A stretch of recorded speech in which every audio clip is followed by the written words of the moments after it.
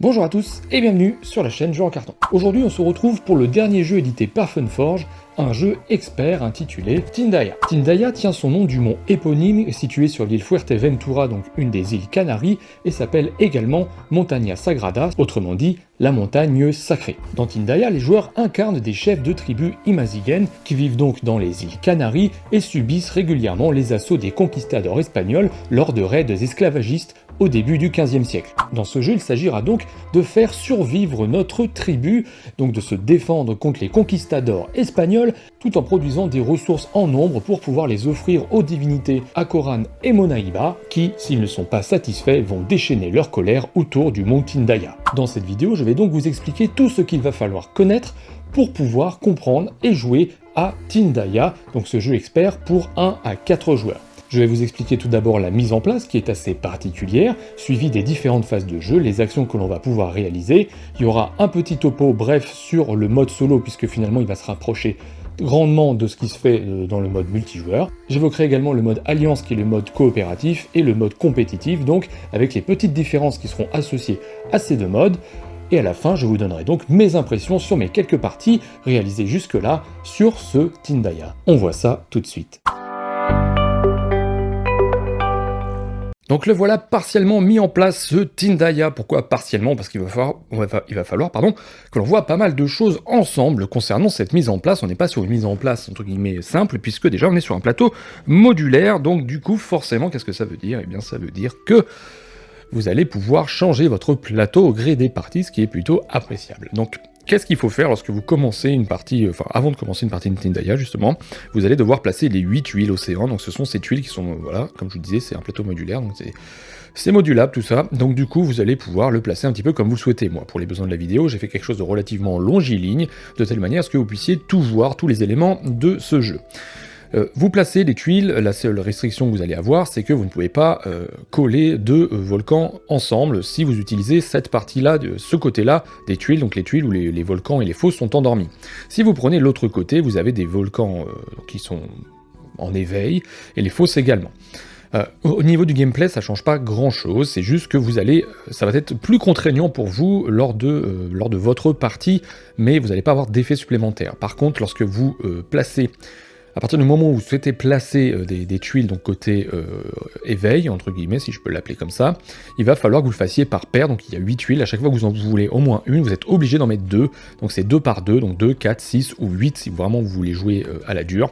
Et donc la contrainte supplémentaire ajoutée, c'est que vous avez ici, donc avec un côté verdâtre, des épaves, donc des demi-épaves qu'il va falloir faire correspondre, et donc ça va vous contraindre dans votre placement, et parfois vous allez voir, vous allez vous retrouver avec des volcans qui sont relativement proches. Donc pour l'instant ça vous parle pas trop, mais sachez que ça rend donc la partie plus compliquée, puisque le placement est donc ensuite plus compliqué. Voilà, donc là, pour l'instant, je le fais facile, je le fais de telle manière à pouvoir vous montrer une partie, vous montrer comment on joue, pardon, et donc du coup voilà, je l'ai placé, j'ai respecté le seul critère qui est de faire en sorte qu'il n'y ait pas de volcans adjacents. Ensuite, vous allez récupérer une carte comme celle-ci, donc qui sont des cartes de départ. Donc ces cartes, vous en avez plusieurs pour chaque configuration, donc 1 joueur, 2 joueurs, 3 joueurs, 4 joueurs. Ici, vous allez pouvoir donc voir sur la partie en bas à droite, c'est celle qui nous intéresse au début pour la mise en place, le nombre de tuiles de chaque type qu'il va falloir placer. Donc on a des types forêt, on a des tuiles montagne et des tuiles littorales. Et donc ces tuiles-là, vous allez devoir les placer autour des volcans pour constituer des îles qui sont indépendantes. La restriction est qu'il va falloir qu'il y ait une tuile au moins de chaque type sur chaque volcan avant de pouvoir commencer à les placer ailleurs. Alors il y a 8 volcans, donc par exemple il y a 8 montagnes, donc on sait qu'il y aura une montagne par volcan, et ensuite voilà, il y a 10 littoraux, donc dans ce cas-là, il y a une île qui aura plusieurs tuiles littorales. Donc dans ce cas-là, il n'y a pas à se prendre la tête, c'est juste qu'il y aura des îles, il y a certaines îles, il y aura plus de choses. Idem pour la forêt, il y en a 12. Donc voilà, on va faire cette petite mise en place là, et je reviens tout de suite. Donc voilà la mise en place faite, enfin en tout cas pour ce qui concerne les tuiles terrain et donc le plateau principal. Donc j'ai respecté certaines restrictions pour pouvoir placer ces tuiles. Donc comme je vous ai dit juste avant, il faut qu'il y ait au moins une tuile de chaque type qui constitue une île, donc avec un volcan. Donc vous ne pouvez pas mettre trop de forêt à un endroit pour en priver d'autres, c'est pas possible. Également, vous ne pouvez pas rendre deux îles dépendantes à ce moment-là. Je ne peux pas prendre par exemple cette tuile-là et la placer ici, parce que tout ça devient une seule île dans ce cas-là. Donc au début, les îles doivent être indépendantes, et donc c'est très important de respecter cette condition. Également, vous ne pouvez pas recouvrir des fosses comme celle-ci. Et les volcans, bien évidemment, ne sont pas recouvrables. Il faut juste respecter ces conditions-là, et ensuite vous pouvez placer les jetons matières premières, qui sont ces petits carrés. Donc vous en avez des verts pour la forêt, des jaunes pour le minerai de départ des montagnes. Ensuite vous en avez des gris qui vont notamment venir après des éruptions volcaniques, et vous avez ici donc du cuivre sur les cuivres qui vont aller sur les tuiles littorales. Donc vous les placez dessus, et voilà, vous avez fait votre mise en place concernant le plateau principal. Ensuite, on va passer donc au plateau des joueurs.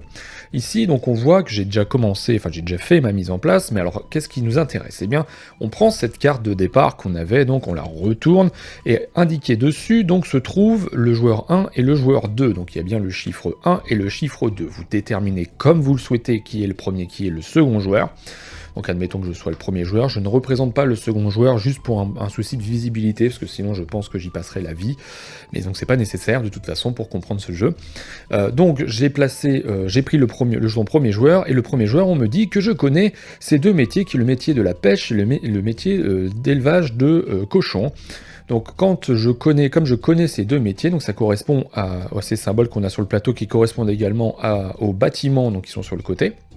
Donc quand on connaît ces métiers, eh bien c'est tout simple, on retire les cubes qui se trouvent à cet endroit-là. Donc normalement, enfin on retire, en tout cas on ne les place pas. Et donc sur les deux autres métiers, on place un cube signifiant que nous ne connaissons pas ce métier, donc on ne peut pas exploiter l'élevage de chèvres. Et donc ici c'est la pousse de figues, entre autres, puisque du coup il y a pas mal de choses qui vont en découler. Et donc également en dessous, sous un espèce de fanion, est indiqué le perfectionnement du métier. Donc ici on parle de la collecte de sel. Donc ici vous ne placez pas de cylindre et vous en placez un sur chaque autre case. Donc ici il y en a 7 à placer. Ça signifie que je connais non seulement la possibilité de pêcher, donc la profession du pêcheur, mais également le fait de pouvoir récolter du sel, donc et de produire du sel. Donc je connais ces deux choses-là, tandis que sur ce deuxième métier, qui est donc l'élevage de cochons, je vais pouvoir récolter de la bouse, mais je ne peux pas encore les exécuter pour en faire du jambon. Donc ça c'est quelque chose qu'on verra par la suite. Donc une fois que vous avez fait cette partie-là, vous allez retourner, hop j'ai perdu la carte, elle est là, vous allez retourner de nouveau la carte, et ici on va vous dire ce que vous avez au départ dans votre dépôt. Donc vous avez un cylindre et 3 cubes, donc vous prenez un cylindre que vous placez en bas à droite, les 3 cubes que vous placez en bas à droite. Ces éléments vont vous permettre de réaliser des actions, et en gros quand vous n'en avez plus, vous n'allez plus pouvoir faire, enfin il y a la majorité des actions que vous ne pourrez pas faire. Également, vous allez voir combien d'éléments vous avez au début de la partie, combien de personnages, donc autochtones exactement. Donc vous avez 3 villageois qui sont ces personnages-là, les petits, et les plus grands avec un bâton, ce sont des nobles. Donc vous avez 2 nobles et 3 villageois. Les autres villageois, vous les placez sur les cases les plus à droite. Donc ça va vous permettre de décompter, sans avoir à chercher sur le plateau, le nombre de villageois que vous avez en vie. Donc ici on en a 3, c'est normal, c'est le début. Donc vous en avez un ici, vous en avez 3 qui sont légèrement déportés, j'y reviendrai plus tard. Vous placez également un petit cylindre juste en dessous de ceci, donc il se trouve à côté de l'icône de la grotte. Voilà. Une fois que vous avez fait ça, on repart. Non, je dis une bêtise, on repart pas à l'avant, n'importe quoi. On va piocher au hasard une carte de tribu. Donc c'est une carte qui va vous apporter un pouvoir et également vous donner vos ressources de départ. Donc par exemple, si je regarde ça, je vois que j'ai déjà du sel, du poisson, du fromage et du bois. Donc comment est-ce qu'on fait? Eh bien on prend ces petits disques-là, donc ils sont tout petits. Chaque disque correspond à une unité. Donc je gagne un de sel, je place ça sur le sel. Je gagne un poisson, je place ça donc sur le poisson, et ainsi de suite. Donc le fromage et le bois. Il n'est pas nécessaire de connaître le métier pour pouvoir avoir ces ressources-là. D'ailleurs, ça va forcément vous arriver. Donc ne vous inquiétez pas. Je fais une petite parenthèse puisque je n'ai pas précisé, mais en effet, le deuxième joueur, lui, va avoir des métiers différents, notamment lorsque l'on joue à deux, il a les métiers contraires en gros de ce que le premier joueur a. Donc par exemple, moi ici j'ai la pêche et l'élevage de cochons, et bien dans ce cas-là, le second joueur, lui, aura l'élevage de chèvres ainsi que les cultures. Donc dans ce cas-là, il fera la même démarche que là, mais plus orienté sur les deux métiers qu'il connaît, et en plus de ça, il a la possibilité, il connaît l'utilisation de l'arme pour pouvoir exécuter des chèvres et récupérer les cornes et de la viande de chèvre. Voilà, donc ça, c'est juste une petite subtilité à connaître, c'est que chaque joueur va avoir une mise en place différente, et donc c'est pareil pour les 3 et 4 joueurs. Pour le solo, je reviendrai un petit peu à la fin dessus, mais bon, il y a une mise en place spécifique pour le solo qui fonctionne exactement de la même manière, mais il y aura quelques subtilités en plus, donc ça j'y reviendrai en fin de vidéo. Voilà, donc ça, cette partie-là de la mise en place est effectuée, on a récupéré les ressources de départ. Je m'oriente vers mon document pour être sûr de ne rien oublier, parce qu'il y a beaucoup de choses à voir. Il faut savoir que vous pouvez préparer également à côté ces petits jetons qui sont des jetons 3 ressources, et vous allez en avoir besoin. Ça n'est pas rare, moi ça m'est arrivé plusieurs fois de ne plus avoir assez de disques, même si j'utilisais les x3, donc ça c'est un petit peu dommage, mais utilisez-les dès que vous pouvez, ça vous permettra de récupérer des disques à l'unité à pouvoir placer ailleurs. Voilà pour la mise en place des joueurs. Ensuite on a la mise en place du mont Tindaya, donc qui est ce plateau là, donc le mont Tindaya c'est la montagne, et au-dessus de cette montagne, se trouvent 2 prophétesses qui vont pouvoir vous annoncer les catastrophes potentielles qui arrivent. Donc ces deux plateaux, le plateau Mont Tindaya et le plateau nature, je les ai mis à plat, mais il faut savoir qu'il y a un support pour pouvoir le redresser et faire en sorte que tout tienne debout. Sauf que si je fais ça, vous ne voyez rien, donc évidemment, je les ai mis à plat pour cette bonne raison-là. Donc qu'est-ce qu'on va trouver? Eh bien on va placer des marqueurs, donc ça c'est marqueur violet, on va le placer sur la case donc, qui est doublement entourée de noir, c'est la case départ de la colère des dieux, puisqu'évidemment il va falloir faire très attention à ne pas rendre en colère ces dieux, parce que sinon ils vont faire de gros dégâts. Une fois que vous avez fait ça, vous prenez des cartes, donc ici j'en ai placé, vous avez des cartes offrandes, donc comme celle-ci, il y en a plusieurs, vous en mettez 3 au hasard sur chaque côté, donc ça correspond aux 2 dieux, vous placez hop, face visible de cette manière-là, et vous avez des bloqueurs d'offrandes, c'est-à-dire que vous allez devoir, en fonction de l'ère, c'est un jeu qui joue en 3 aires, vous allez devoir bloquer, pour la première ère, on bloque les 2 espaces de droite, pour la seconde ère, on bloque seulement l'espace le plus à droite, et pour la dernière ère, la 3e, on bloque que l'espace à gauche. Donc on va avoir plus d'offrandes à faire, et des offrandes plus difficiles à acquérir au fur et à mesure de la partie. Également, de ce côté-là, donc on va prendre les cartes qui correspondent aux catastrophes de chaque dieu. Donc je n'ai plus le nom de ces dieux, je vais essayer de vous retrouver ça parce que non, j'ai pas le nom de ces dieux, je ne sais plus, c'est pas très grave. En gros, ça correspond à l'illustration. Donc vous prenez les cartes, donc il y en a plusieurs, vous les mélangez et vous en mettez une face visible sur les 2 autres que vous placez ici, vous faites la même chose pour cette déesse là. Ici vous allez prendre ces cartes là qui sont les cartes R, en gros des choses qui vont arriver à la fin d'une manche, et donc vous choisissez en bas à droite, vous avez un indicateur, vous avez une flèche facile, 2 flèches moyennes, 3 flèches difficiles. Quand vous jouez en facile, il n'y a que 3 cartes, donc vous ne prenez pas la tête, une carte R1, R2, R3, sinon vous mélangez les paquets respectifs et vous sortez une carte face visible à chaque fois, vous placez l'un au-dessus de l'autre et vous mettez ça au milieu, c'est en gros les catastrophes qui vont se produire à la fin d'une ère. Vous mélangez le paquet des prophéties, qui est ce paquet-là, donc vous le mélangez et vous le placez à côté. Et si vous jouez en compétitif, ça j'y reviendrai, vous allez devoir placer également, mélanger et placer le deck des objectifs secrets qui se trouve sur le côté. Alors j'ai fait une mise en place qui est orientée compétitif, parce que en fait en mode alliance vous avez moins d'éléments, quelques petites différences, donc je préférais vous montrer le plus de choses possible. Donc ça c'est pour le mont Tindaya, maintenant le plateau nature. Dans le plateau nature vous allez sur la partie basse, donc c'est pareil, elle est retournable, parce que si vous jouez en alliance, eh bien vous n'avez pas de décompte de points en dessous. Donc ça c'est retiré. Quelle est la différence visuelle entre l'alliance et les éléments de l'alliance et du compétitif? C'est ce soleil pour le compétitif, pour l'alliance c'est un triangle que je vous montrerai après. Donc voilà, c'est tout ce qu'il faut savoir. Donc si vous jouez en compétitif, eh bien vous mettez les 2 parties du soleil de ce côté-là. Donc qu'est-ce qu'on place sur la partie du bas? Ce sont les enclos, enfin c'est pas des enclos, pardon, ce sont les réserves naturelles des animaux, c'est-à-dire que là on a 4 chèvres dans la nature et on a 4 cochons. Comment est-ce qu'on détermine le nombre qu'on a à placer? Eh bien c'est tout simple, c'est vous comptez le nombre de joueurs, vous ajoutez 2, je fais une mise en place de joueurs, donc 2 plus 2, 4, donc ici j'ai 4 chèvres et 4 cochons à placer, ça évoluera en fonction du nombre de joueurs bien évidemment. Sur la partie de gauche et de droite du plateau supérieur, vous allez avoir des objectifs communs. Donc ici, vous avez un objectif commun pour celui de droite, donc il est bleu, celui de gauche, il est vert. Vous mélangez, vous le placez, et vous avez des objectifs qui vous permettront de remporter des points en fin de partie. Ça, attention, c'est en compétitif. Si vous êtes en alliance, donc le jeu en alliance, vous avez des objectifs communs, un objectif commun qui va être obligé, que vous allez devoir réaliser obligatoirement pour gagner la partie, mais il n'y en a qu'un seul, et ce n'est pas question de points, simplement qu'il faut remporter la partie avec ça. Le reste, c'est donc de l'iconographie, et ça, on y reviendra. Vous mélangez le paquet des idoles également ici, vous préparez le marché, ici vous allez pouvoir acheter des choses au fur et à mesure de la partie, enfin il n'y en a pas 40, hein, vous allez pouvoir acheter des récipients, construire des murs et acheter des idoles, donc je reviendrai là-dessus. C'est le moment de placer les bâtiments de départ, donc là la partie va commencer. Après il y aura encore un petit peu de mise en place. Donc les bâtiments de départ que vous avez, eh bien c'est ceux qui correspondent à votre métier tout simplement. Donc par exemple moi j'aurai ce port de pêche là, et j'aurai cet élevage de cochons.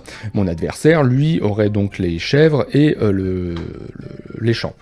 Et donc à partir de là, dans l'ordre de priorité, dans l'ordre du tour, pardon, on va placer des bâtiments où on le souhaite. Donc moi par exemple, je vais me dire, je veux placer mon cochon là, déjà je vais le placer là. Donc, qu'est-ce qui se passe? Hop, je le place, donc il faut que ça corresponde, attention. On voit le fond, qu'il y a une forêt au fond, donc en gros les cochons et les cultures se placent sur des forêts. Les pêches, c'est pas un port de pêche, mais bon, le coin des pêcheurs se pose sur les littoraux. Et enfin, la chèvre, les élevages de chèvres, c'est en montagne obligatoirement. Il faut respecter ça. Donc par exemple, je me place ici, qu'est-ce qui se passe? Eh bien, je récupère le petit jeton qui va bien. Qu'est-ce qui est indiqué dessus? On le retourne et hop, c'est marqué. Je gagne 1 de bois plus 1 plus 1 en fonction du numéro de l'ère à laquelle on se trouve. C'est ma première ère, donc je gagne 2 de bois. Ce jeton, on le place au bon endroit sur notre plateau. Donc c'est un jeton forêt, je le place ici en forêt. Et il me dit que je gagne 2 bois. Donc je prends 2 cylindres et je les place au niveau du bois. Vous voyez, par exemple, si j'ai 3 bois, hop, je peux les retirer et placer un marqueur 3, tout simplement, histoire de gagner un petit peu de cylindres.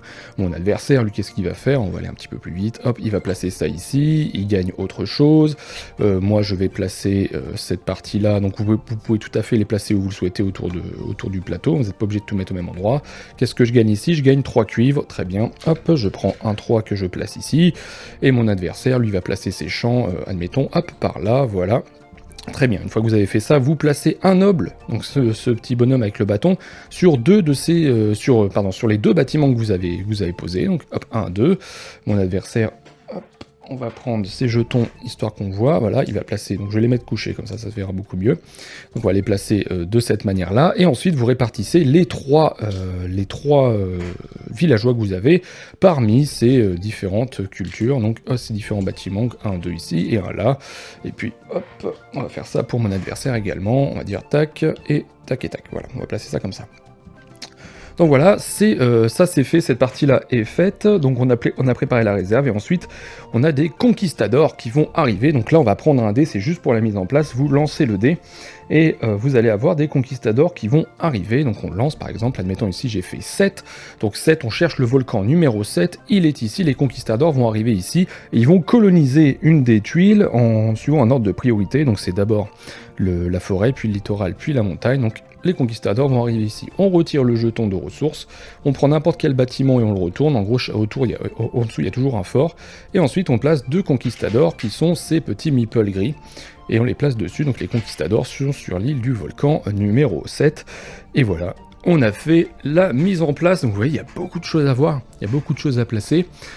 Au fur et à mesure, lorsque vous connaîtrez le jeu, ça ira plus vite. Mais bon, il faut savoir que je l'ai sorti, le jeu, déjà. Et quand tout est dans la boîte... je pense qu'il y en a pour réellement une vingtaine de minutes à tout mettre en place. Si vous connaissez bien la mise en place, si vous n'avez pas besoin de retourner au livret de règles.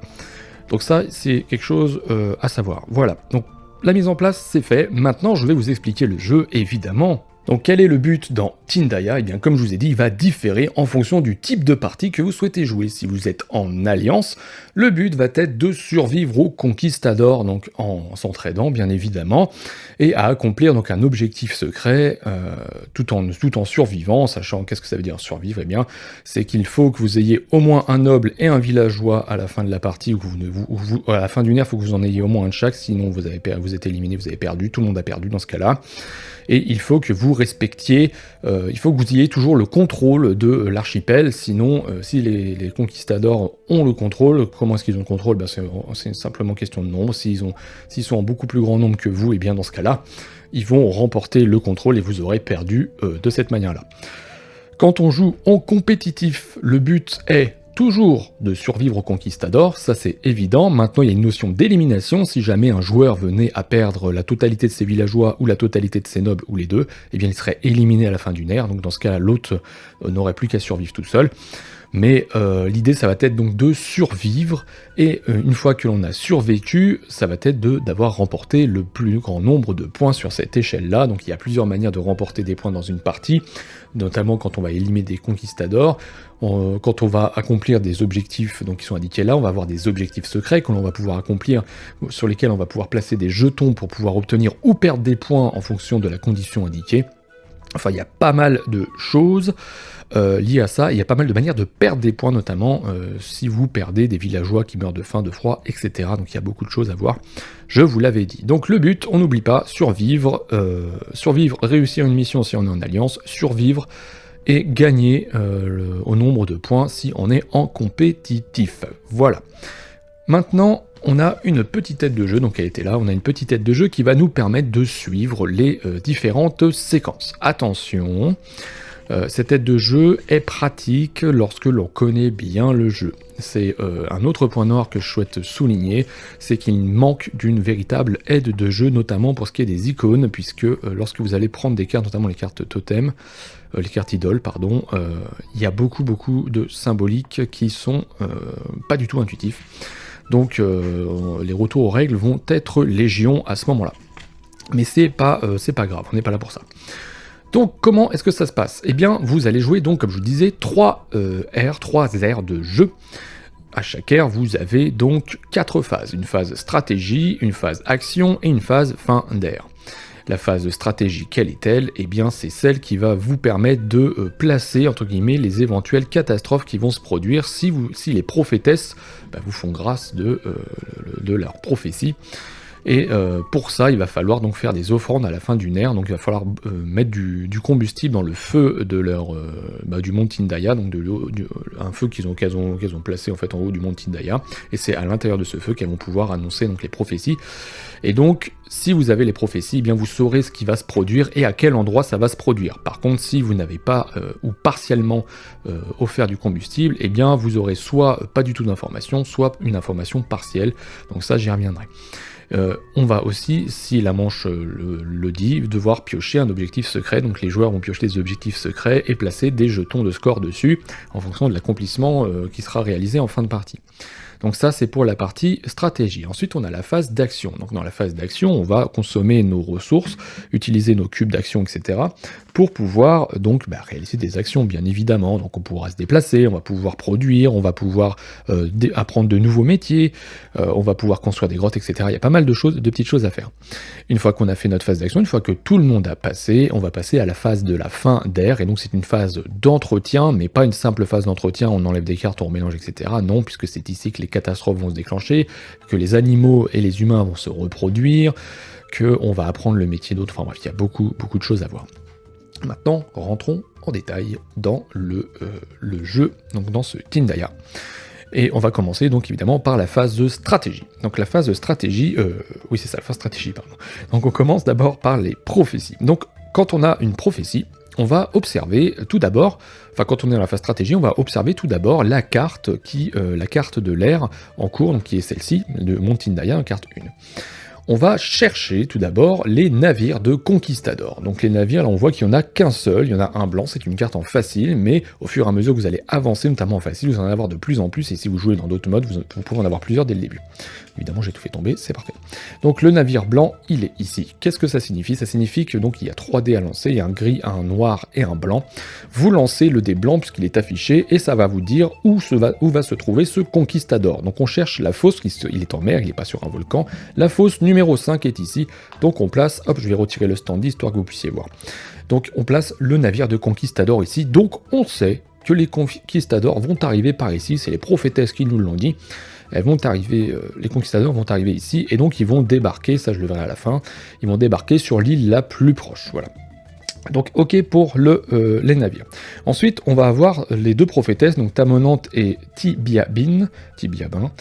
Ce sont deux prophétesses qui vont vous annoncer des choses différentes. La première, donc, lorsque vous êtes dans la première ère, vous ne vous cassez pas la tête avec les offrandes forcément combustibles, vous ne l'avez pas fait, puisque ça se fait pendant la partie, enfin à la fin d'une ère, donc vous avez accès à toutes les prophéties. Là, on va vous dire donc que vous allez devoir révéler la carte catastrophe de chaque dieu. Donc ce sont ces deux cartes. Au début de la partie, elles sont déjà révélées, puisque comme je vous le dis, il n'y a pas de souci de feu pour la prophétie, puisque dès le début de la partie, on considère que le feu est allumé. Donc on sait que les catastrophes que vont nous faire subir ces deux dieux. Donc ça, j'y reviendrai après, mais on sait ce qui va se passer. Et ensuite, donc la deuxième prophétesse, Tibiabin, elle va nous révéler à quel endroit est-ce que ça va se produire, et dans ce cas-là, on pioche la première carte qui se trouve ici, et on regarde la première ère. On voit que notre déesse ici va arriver sur le volcan numéro 1. Donc on prend son standee de la déesse, et on le place sur le volcan numéro 1 qui est ici. Hop, je retire le socle pour que vous puissiez voir. Ok, ensuite le tsunami, donc le standee du tsunami arrive ici, donc le tsunami, je vais y arriver, arrive en mer, hop, numéro 8, ici. On a ensuite en dessous le dieu, lui, qui va arriver en 6, donc le dieu arrive sur le volcan numéro 6, c'est ici, et enfin l'éruption volcanique arrive sur le numéro 7, donc volcan numéro 7. Ok, ça c'est fait, maintenant on sait où vont se produire les différentes catastrophes annoncées, à quel endroit elles vont se produire. Donc ça c'est fait. Ensuite, la phase qui suit, c'est une phase qui indique de planification, c'est-à-dire que vous allez discuter, puisque ok, quand on est en compétitif, d'accord, le but c'est d'avoir le plus de points, mais ça reste, attention, un jeu qui est semi-compétitif, semi-coopératif si on veut, parce qu'il faut survivre quand même, donc il va falloir faire très attention.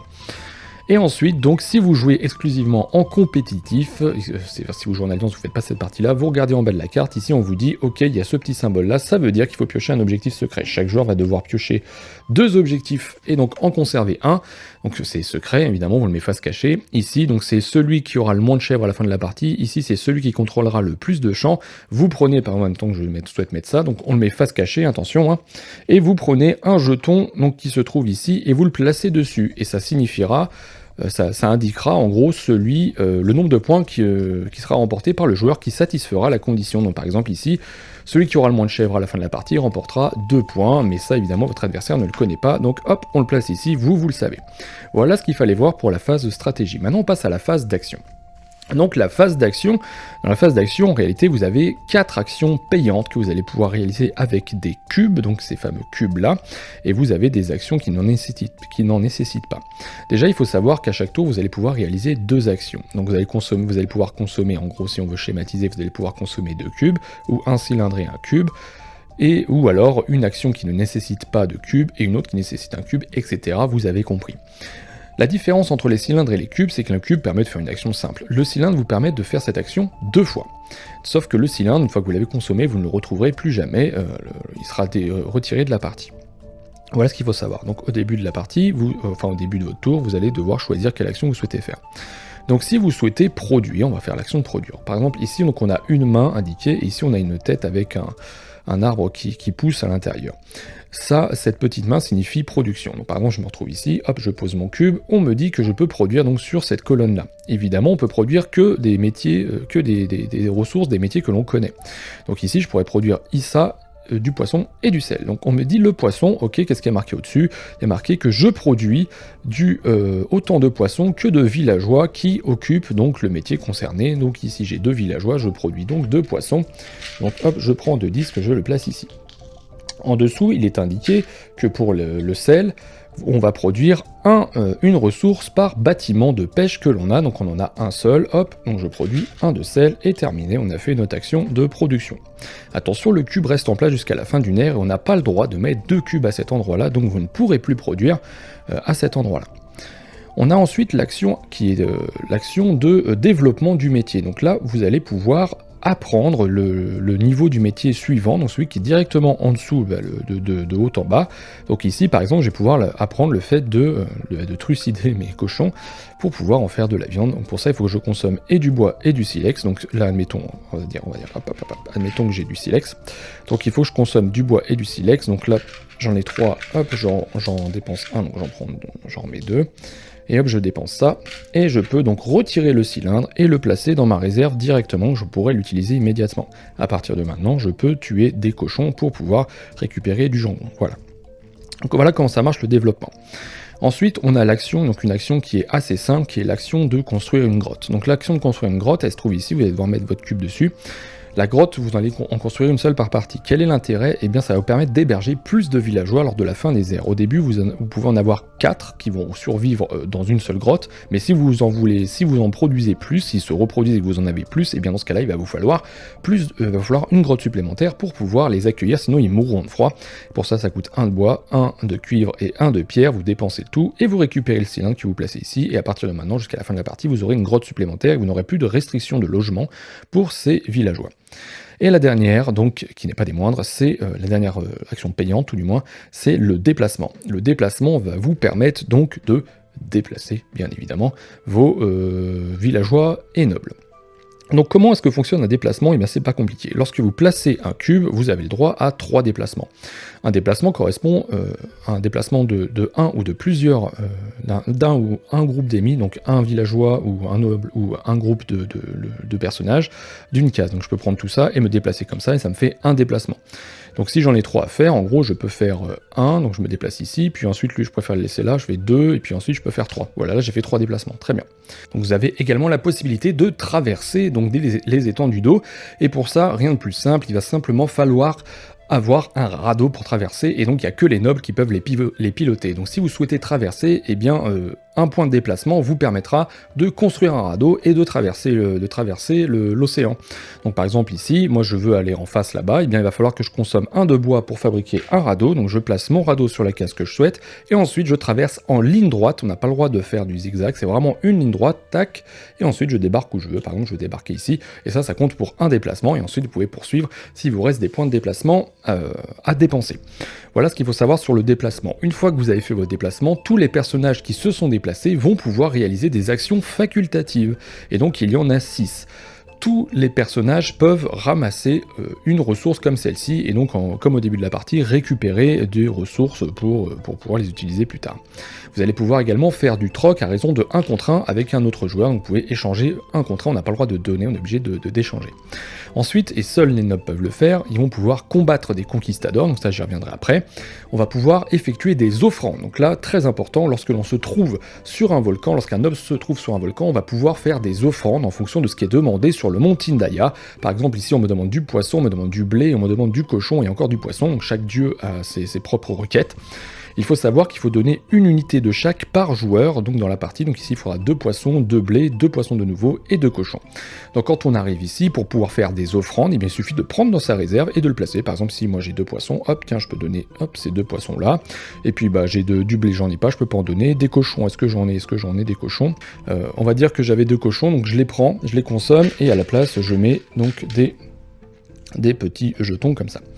Voilà, donc c'est comme ça qu'on fait des offrandes. Donc au début, vous n'allez pas pouvoir satisfaire tout d'un coup, parce que y a des métiers que vous n'avez pas tout simplement. Donc par exemple, moi le métier du blé, là je l'ai pas. Donc ça, pour ça, ce sera probablement à l'autre joueur de le faire, ou alors on verra qu'il y a des twists, puisqu'on va pouvoir faire des sacrifices de sang pour pouvoir donc offrir quelque chose de différent. Enfin quelque chose, en gros le sacrifice de sang sert de joker. Donc vous faites vos offrandes comme ça, et puis voilà, et en gros le but ça va être à la fin de l'ère que les dieux soient satisfaits. S'ils n'ont pas eu ce qu'ils voulaient, eh bien ils vont se mettre en colère.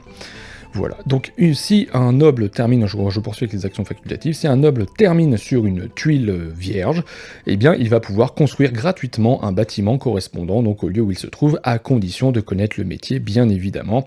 Et enfin, si il arrive sur un endroit où, par exemple, admettons qu'il se soit déplacé, qu'il arrive ici, et il n'y a plus de bétail, et donc un enclos où il n'y a plus de bétail, ou un enclos qui vient de construire et qui donc n'a pas de bétail, il va pouvoir prendre 1 ou 2 unités donc d'animaux correspondant à l'enclos pour pouvoir le placer dessus. Donc par exemple ici, moi je suis sur les cochons, je pourrais prendre hop 2 cochons et les placer dessus. Voilà, de telle manière à remplir l'enclos de cette manière-là. Attention cependant, si vous jouez en alliance, il n'est pas possible de consommer la totalité des ressources se trouvant sur une île, donc la totalité des jetons se trouvant sur une île, donc là vous n'avez pas le droit. Et également, si vous prenez, donc de cette manière-là, si vous prenez du plateau nature des animaux que vous placez dessus, mais vous ne pouvez pas prendre le dernier, c'est très important. En compétitif, vous avez le droit, mais à chaque fois que vous épuisez donc soit toutes les ressources du Nil, soit toutes les ressources d'un des deux plateaux nature, et bien dans ce cas-là, vous allez perdre un point de victoire pour chaque épuisement que vous aurez effectué. Donc il faut faire très attention à ça pour ne pas se retrouver donc à perdre trop de points, et en plus de ça, vous allez voir qu'il y a une conséquence finale. Je reviens donc, comme je vous le disais, sur le fait d'attaquer donc des conquistadors, parce qu'évidemment, si vous les laissez se développer, au bout d'un moment, il va y en avoir de trop, et donc la condition qui nécessite de contrôler l'archipel, vous allez la perdre à la fin de la partie. Donc pour pouvoir combattre contre un conquistador, ça n'est pas très compliqué, il vous faut obligatoirement un noble, et il vous faut autant de personnages que de conquistadors se trouvant en face, et ainsi qu'autant d'armes, parce que vous battez avec des armes. Donc si on prend en exemple, alors admettons que je me sois retrouvé là pour une raison ou pour une autre, mais peu importe. Vous allez pouvoir donc vous déplacer pour pouvoir les combattre, il va falloir vous déplacer, donc vous allez consommer, comme je l'ai fait là, un cube, hop, vous le placez, et ensuite, si vous le souhaitez, vous allez pouvoir donc combattre les conquistadors en rentrant donc dans leur camp. Une fois que vous rentrez dedans, vous ne pouvez plus faire autre chose avec les personnages qui sont rentrés dedans, donc vous ne pourrez pas faire d'autres actions facultatives. Vous arrivez ici, qu'est-ce qu'il va falloir faire? Eh bien, il va falloir, donc, comme je vous ai dit, égaliser en nombre vos personnages ainsi que les conquistadors. Donc, par exemple, il y a 2 conquistadors ici, moi j'ai 2 personnages. Très bien, pour l'instant on est bon. Ensuite, il va falloir donc dépenser 2 armes pour pouvoir, enfin autant d'armes qu'il y a de conquistadors pour pouvoir les vaincre. Donc hop, j'ai 2 armes ici, je consomme les 2. Donc les armes, ce sont soit les cornes de chèvre, soit l'espèce de silex que l'on a là. Donc vous prenez, et dans ce cas-là, vous avez gagné, vous prenez les 2 conquistadors et vous les mettez dans votre prison. Ici, et là vous retirez le fort, donc le fort vous le placez, vous le mettez à côté, et voilà, vous avez donc conquis des conquistadors, et vous remportez, si vous êtes en compétitif, un point sur cette échelle-là, pour avoir remporté un combat. Si jamais vous ne pouvez pas vaincre un conquistador, parce que vous n'avez pas assez de personnages ou pas assez d'armes, etc. Si vous n'avez pas la possibilité de le vaincre, vous avez tout de même la possibilité de consommer une arme pour pouvoir en éliminer un, et dans ce cas-là, vous êtes considéré comme un héros et vous allez obtenir une idole. Donc c'est un moyen aussi de remporter des idoles, mais par contre, vous allez perdre les personnages qui s'y trouvent. Donc ça, il faut faire super attention. Voilà ce qu'il fallait voir pour le déplacement. Donc on a vu, je le répète, il y a le fait de produire avec la main, le fait d'apprendre un nouveau métier, le fait de pouvoir se déplacer et le fait de construire une grotte. Ce sont les 4 actions qui vont nécessiter l'utilisation d'un cube ou d'un cylindre. Vous avez la possibilité en action qui ne consomme pas de cylindre, d'acheter des cartes du marché qui se trouvent ici. Ces cartes-là, donc, elles ont des coûts, donc là on a les 4, elles sont superposées parce que ce sont ils ont les 4 mêmes effets, c'est juste qu'elles ont des coûts différents. Si vous achetez une de ces cartes, eh bien vous allez pouvoir piocher, donc vous prenez la carte concernée, vous dépensez les ressources, et vous piochez une carte ici qui est une carte idole, et ces cartes idoles ont une action spécifique, il faut se référer au livret de règles pour les connaître, mais celle-ci signifie simplement qu'on peut faire une action produire gratuitement sans utiliser de cube. Donc cette action, vous allez devoir la faire pendant votre tour, et elle sera décomptée des 2 actions réalisables donc pendant votre tour. Donc pendant un tour, je le rappelle, il y a 2 actions réalisables, vous pouvez tout à fait poser un cube pour faire une action, et utiliser une carte totem, voilà, une carte idole, je vais y arriver. Donc ça, c'est 2 actions gratuites, enfin 2 actions qui ne nécessitent pas de cube. Le fait d'acheter au marché et le fait de consommer une carte idole. Et la dernière sera de vendre une carte idole. Vous allez pouvoir vendre pour prendre une ressource de ce que vous voulez à partir du moment où vous connaissez le métier. Voilà, on a vu toutes les actions qui sont réalisables dans ce Tindaya. Donc évidemment, c'est beaucoup plus simple que de décrire quelques actions, puisque il va y avoir des conséquences à la fin sur tout ce qu'on fait, il va y avoir des conséquences, puisqu'on va arriver donc à la phase de la fin d'ère. Maintenant, on arrive à la fin de l'ère, donc la phase numéro 3, la phase C. À partir de là, donc on va réaliser 10 étapes différentes dans cette phase fin d'ère. La première va être la reproduction. À chaque endroit où se trouvent au moins 2 villageois, eh bien on va devoir en rajouter un, ils vont se reproduire. Par exemple, j'en ai 2 ici, hop, j'en gagne un 3e, donc je le prends à gauche. Par exemple, le joueur rouge ici, alors ça je peux le faire aussi pour lui. Hop, le joueur rouge ici, il a 2 villageois, tac, il va en avoir un 3e. On va faire la même chose avec les animaux. Donc ici, les cochons, par exemple, je vois qu'il y en a 2, donc je prends de la réserve et non pas du plateau nature un cochon, puisqu'ils ont réussi à se reproduire. On va faire la même chose avec les chèvres. Donc là, par exemple, j'avais oublié de placer des chèvres, donc bon, c'est pas grave, on va dire qu'il n'y en avait plus qu'une. Donc là, si vous voyez, s'il n'y a qu'une seule chèvre sur un endroit, bah, elle ne peut pas se reproduire toute seule, donc on ne fait pas de reproduction. Par contre, sur le plateau de nature, là-bas, on voit qu'il y en a au minimum, bon, il y en a 4, donc il y en a bien plus que 2, hop, donc on peut en mettre un.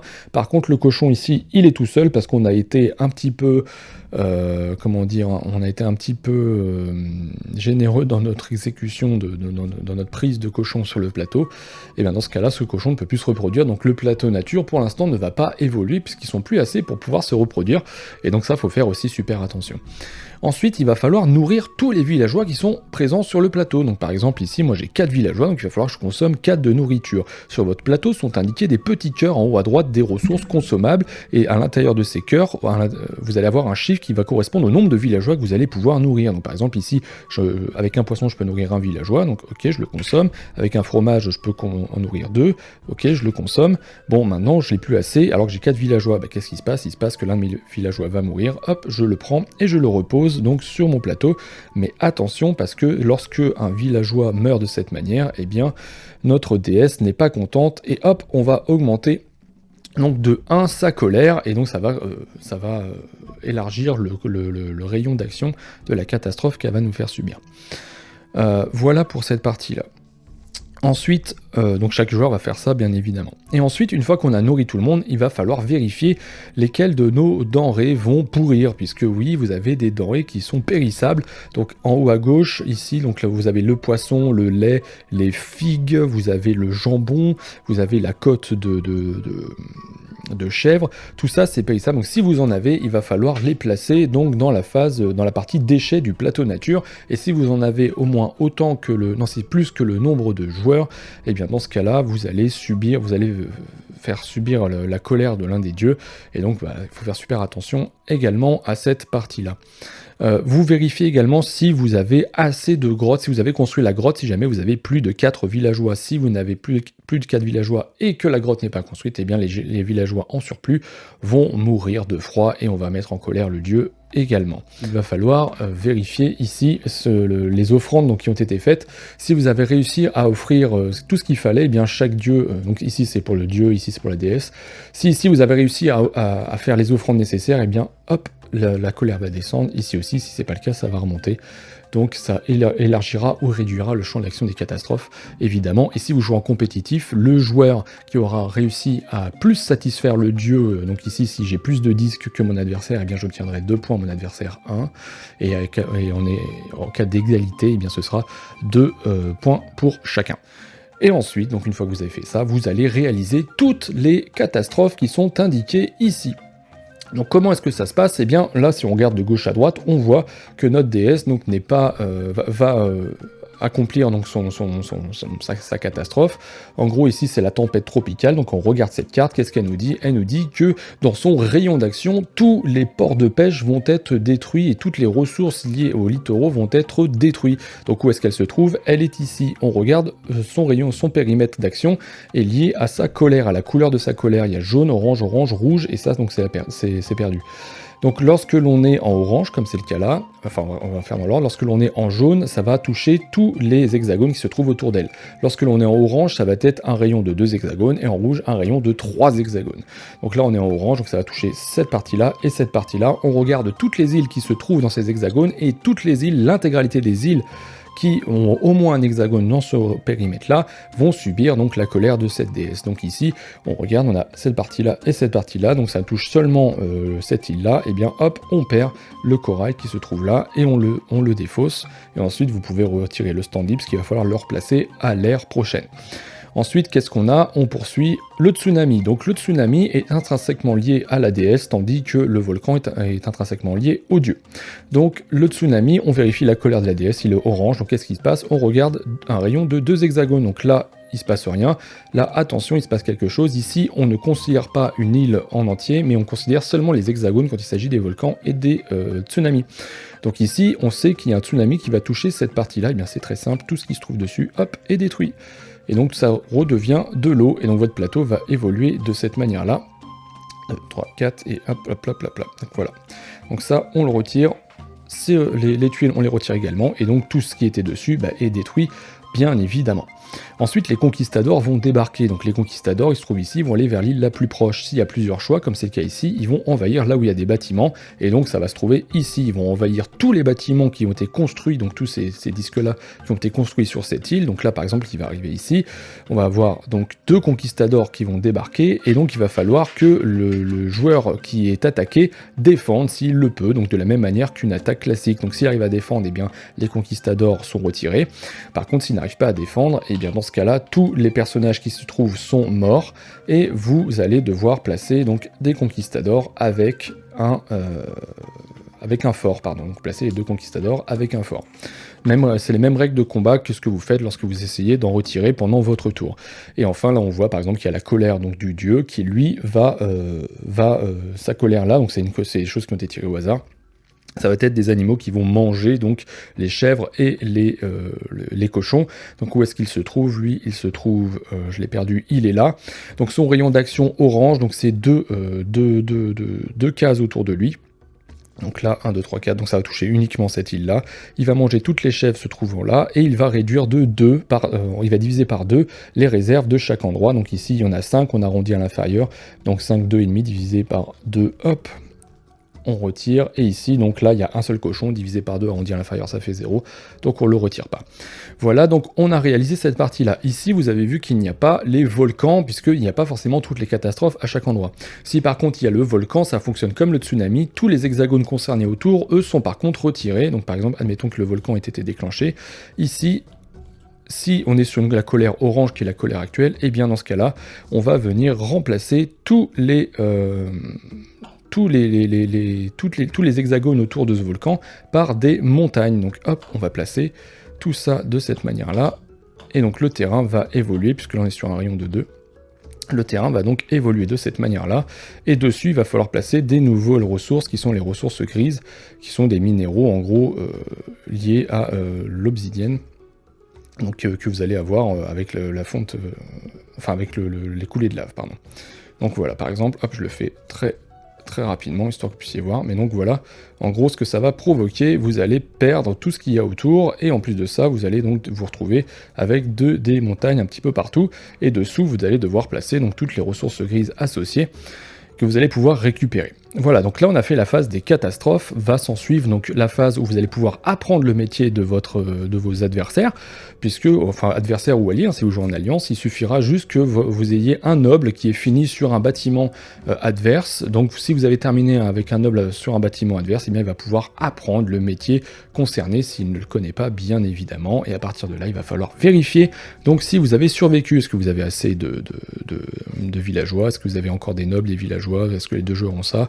Très bien, dans ce cas-là, c'est remporté. Est-ce que les dieux ne sont pas trop en colère? Ok, ça va. Et donc, à partir de là, il va falloir donner chaque joueur, en commençant par celui qui a le moins de points, du combustible ici. Donc, vous donnez 2 combustibles à chaque fois, donc 2 de bois, 2 de bouse ou 2 de paille où vous mixez. Si vous arrivez à donner chacun, ou par exemple, admettons que je souhaite consommer, on va dire que je consomme 2 de bois, et bien hop, je place 2 marqueurs ici. Très bien, mon adversaire regarde, il me dit, bah moi je peux pas donner, donc il donne pas. Donc on n'aura accès qu'à une seule prophétie au début de la prochaine ère, et ce sera sélectionnable par le joueur qui aura donné. Donc soit on aura accès aux 2 cartes de colère, soit on aura accès à cette carte-là qui permettra de localiser les différentes catastrophes. Et une fois que vous avez fait ça, vous avez une phase d'entretien qui consiste à récupérer tous vos petits cubes, à retirer les cylindres que vous avez consommés, et ensuite on repart donc pour une nouvelle ère donc dans ce Tindaya, et vous allez continuer comme ça jusqu'à la fin de la 3e. Pas simple à expliquer celui-ci, il y a beaucoup de choses, et il y a pas mal de choses qu'il faudra donc aller consulter directement sur le livret de règles, parce qu'il y a beaucoup d'effets spécifiques, et je peux pas tout dévoiler ici, puisque ça me prendrait sinon 2 heures, c'est déjà relativement long, c'est déjà assez long comme ça à expliquer. Donc vous avez, pour donner quelques précisions supplémentaires, la possibilité, parfois certaines catastrophes sont bloquables, entre guillemets, par des murs. Donc les murs, vous allez pouvoir les acheter au marché, et puis il y a certaines catastrophes qui, elles, vont pouvoir être évitées grâce à des effets, comme ici, par exemple, ça c'est les attaques de criquets. Ici, vous allez pouvoir les éviter en dépensant du combustible pour chaque champ que vous souhaitez protéger. Donc voilà, vous avez des catastrophes différentes qui peuvent se produire. Et donc vous avez des manières des fois de parer et des fois non. Donc ça, faut faire super attention. Voilà, donc vous allez poursuivre de cette manière-là jusqu'à la fin. Donc si vous jouez en mode alliance, à la fin, donc le but, comme je vous ai dit, ça va être d'accomplir la mission qui sera indiquée sur votre plateau nature, et de survivre évidemment, d'avoir toujours des nobles et des villageois. Si l'un des joueurs n'a pas cette condition, eh bien la partie est perdue.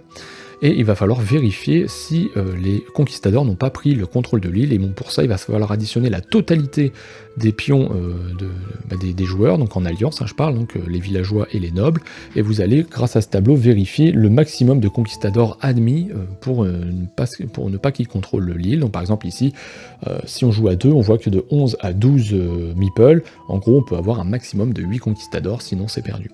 Et si vous avez donc toutes ces conditions, réussi la mission, toujours en vie, et que vous avez et que les conquistadors n'ont pas le contrôle de l'archipel, et bien vous avez gagné. En compétitif, donc on va vérifier le contrôle des conquistadors de la même manière. Il n'y a pas de mission unique, donc là ce sont des missions qui sont facultatives mais qui vous rapportent des points à la fin de la partie, donc ce sont des missions communes.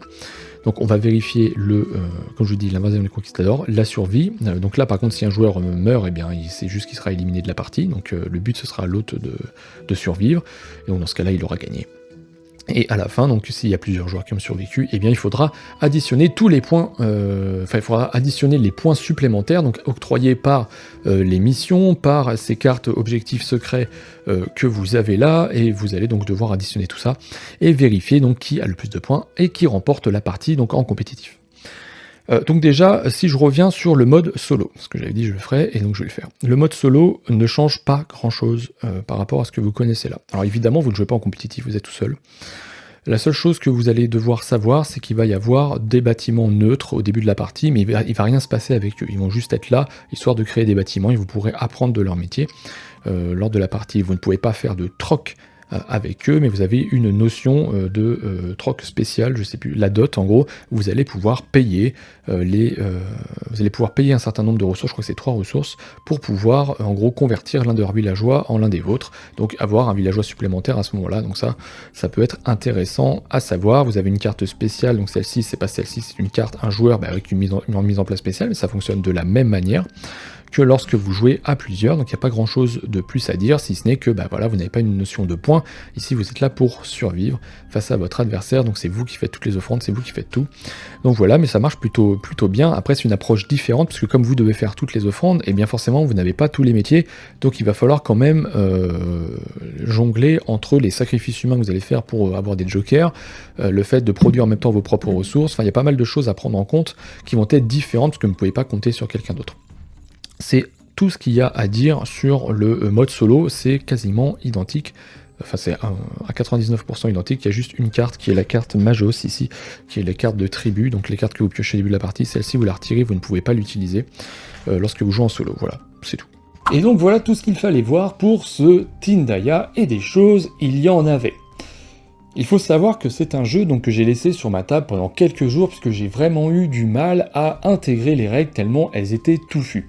Il faut savoir que le livret, dont je vous le montre ici, je vous l'ai déjà montré dans la vidéo, mais le livret est relativement dense, il y a un certain nombre de pages, il y a 27 pages, 28 pages si on compte la quatrième de couverture, il y a donc 28 pages, et beaucoup d'instructions, beaucoup d'exceptions. Donc il y a pas mal de choses à prendre en compte. Moi c'est une règle qui m'a beaucoup fait penser à la règle de Tawatin-Soyu, un jeu qui avait une règle qui était plutôt très mal faite.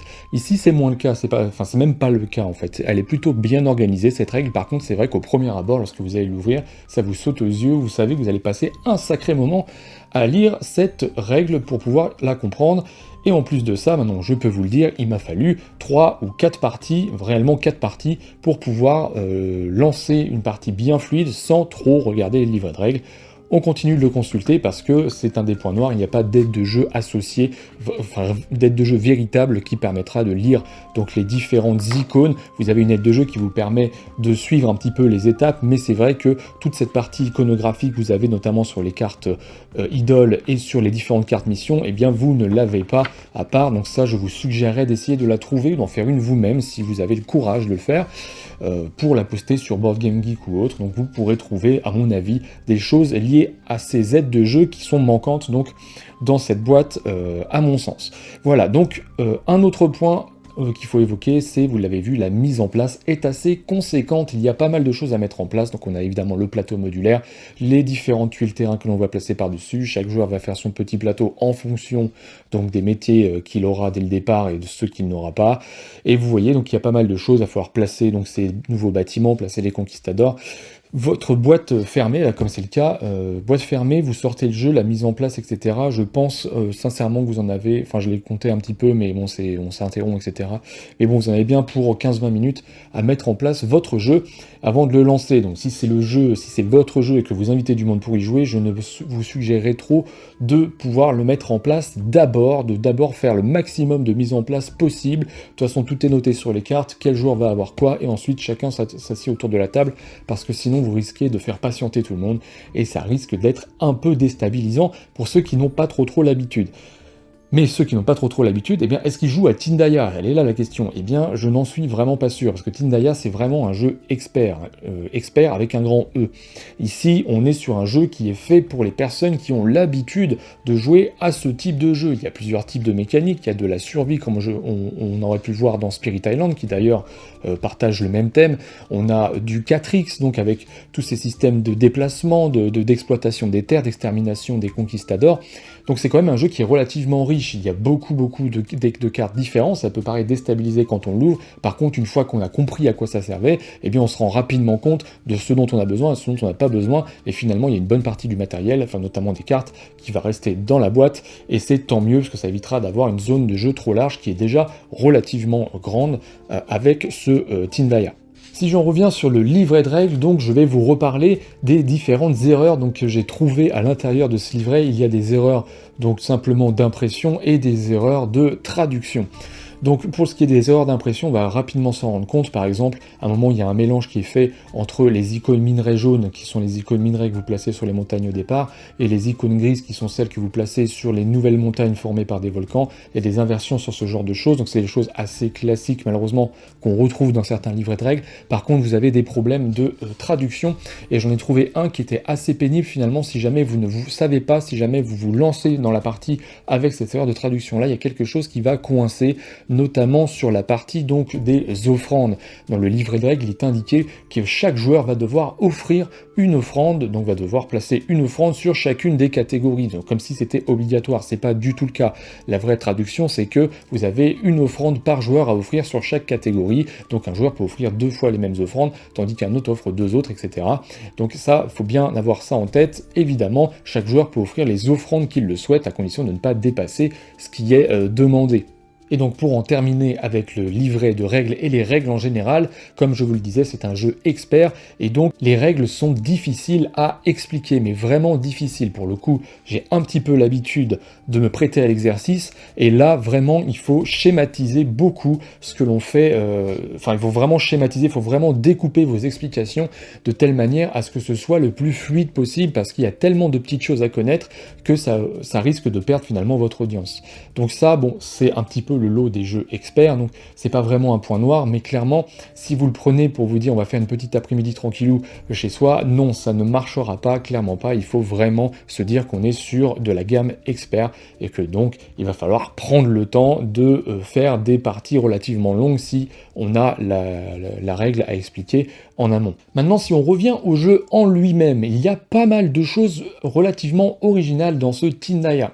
J'ai beaucoup aimé notamment le plateau modulaire, donc évidemment ça va vous permettre de construire une map relativement différente à chaque partie. Le fait de pouvoir placer nos tuiles terrain donc différentes, évidemment si vous en avez 8, vous êtes obligé de les mettre autour des volcans, donc ça vous n'avez pas le choix. Mais par contre quand vous en avez un peu plus, vous pouvez moduler vos îles, et donc ça c'est également quelque chose d'assez intéressant qui va participer donc au facteur de rejouabilité de ce jeu. Ce que j'ai beaucoup aimé également, c'est la gestion des catastrophes. Donc les catastrophes, lorsqu'elles arrivent sur vous, elles vont pouvoir changer donc la phase du plateau, et ça c'est quelque chose de super intéressant. Il va vraiment falloir prendre en compte tout ce qui vous arrive, que ce soit les conquistadors, les volcans, les tsunamis, pour éviter de prendre l'eau. Mais attention, des fois, ça peut arriver lorsque vous commencez une partie que vous tombiez sur une catastrophe qui soit relativement puissante. Notamment, il y a une carte de la déesse, c'est Monaïba, j'ai perdu son nom, qui détruit absolument tout autour d'elle. C'est-à-dire qu'elle engloutit tout, même les volcans.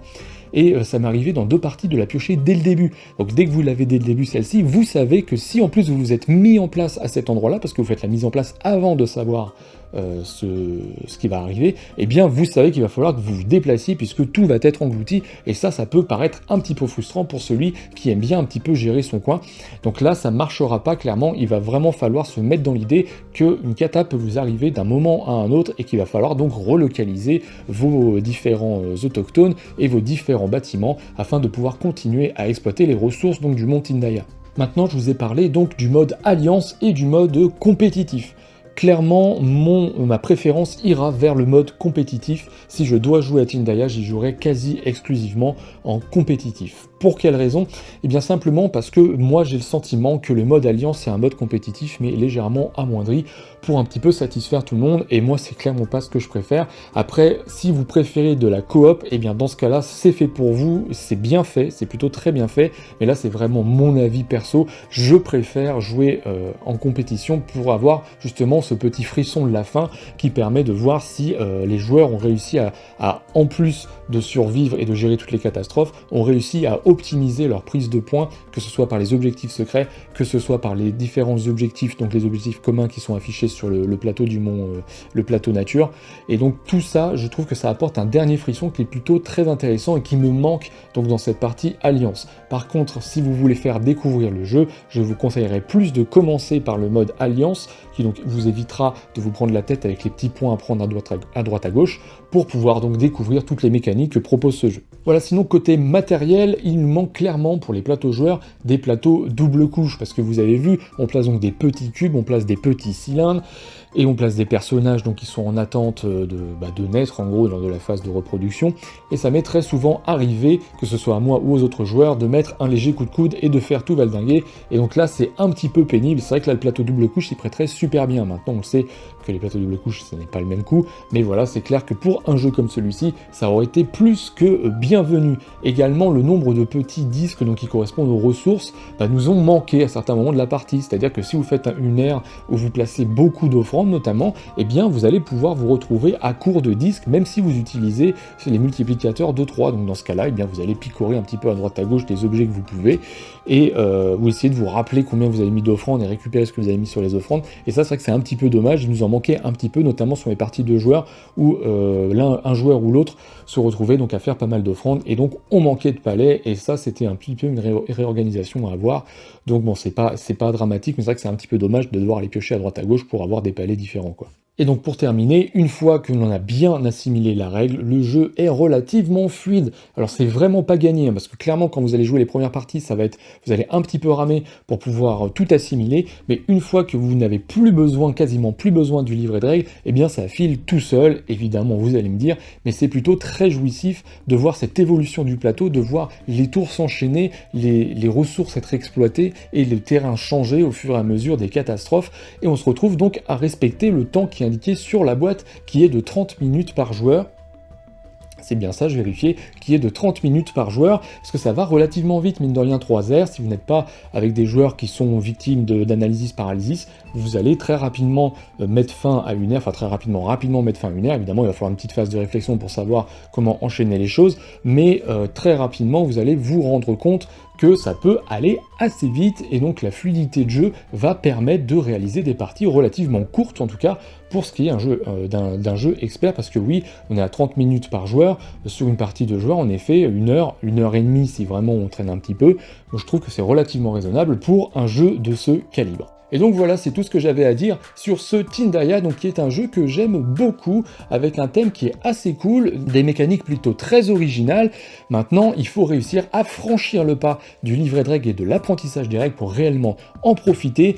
Et ça, c'est peut-être pas donné à tout le monde. En tout cas, moi je vous le conseille si vous êtes un amateur de jeux experts. Si cette vidéo vous a plu, je vous invite à me laisser un petit pouce bleu, à vous abonner à la chaîne, bien évidemment, si vous ne l'êtes pas déjà. Et évidemment, je vous souhaite à tous une très bonne journée, une très bonne soirée en fonction de quand est-ce que vous regardez cette vidéo. Et je vous dis à bientôt sur la chaîne Jeux en Carton.